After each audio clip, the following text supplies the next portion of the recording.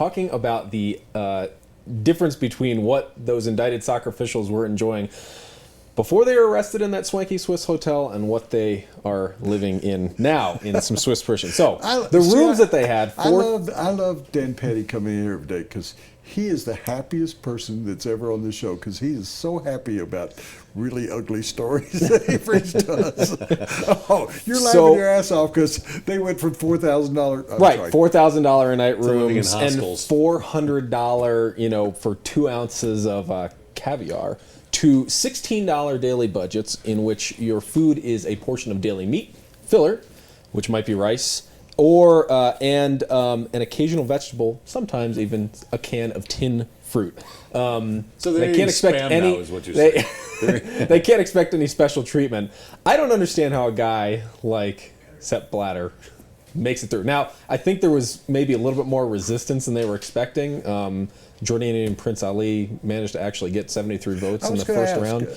It was 133 to 73, I believe, was the final tally. And then he withdrew. He withdrew after the first round. Said, I honestly think they were surprised that he actually got that many. But I mean, it just shows that.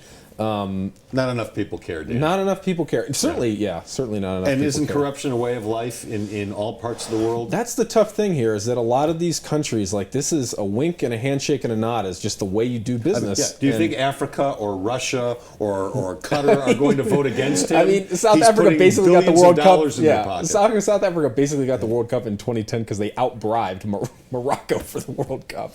Well, and it's like anything. It's like the NFL too. Like, is Roger Goodell still the commissioner? Yes, because nothing's going to change unless the sponsors decide, you know what, I'm Visa, I'm Coca-Cola, I'm Budweiser, I'm taking my money elsewhere. Our friends just over the mountains, they're about the big, according to the commercials I read, they're going to have the biggest ski area in all of the world, or North America, Salt Lake City.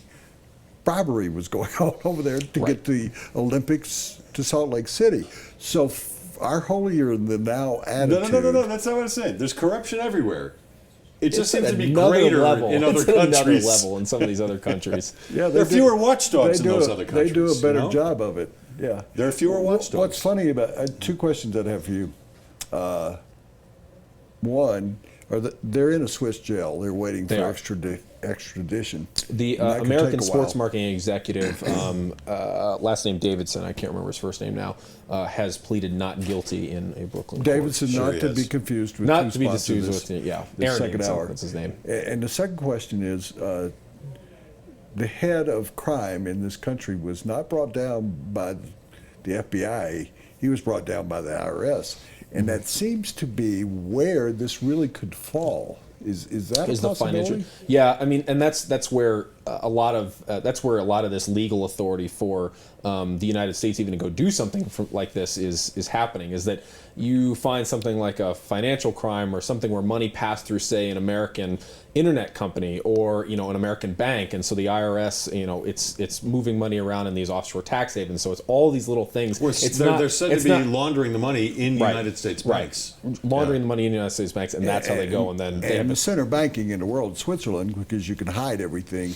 But the Swiss government, based on all that I've read, the Swiss government is in the process of changing a lot of its procedures so that what has happened in the past in regard to hiding your money there won't happen. And I could see FIFA moving to Grand Cayman because they still that's all they can do.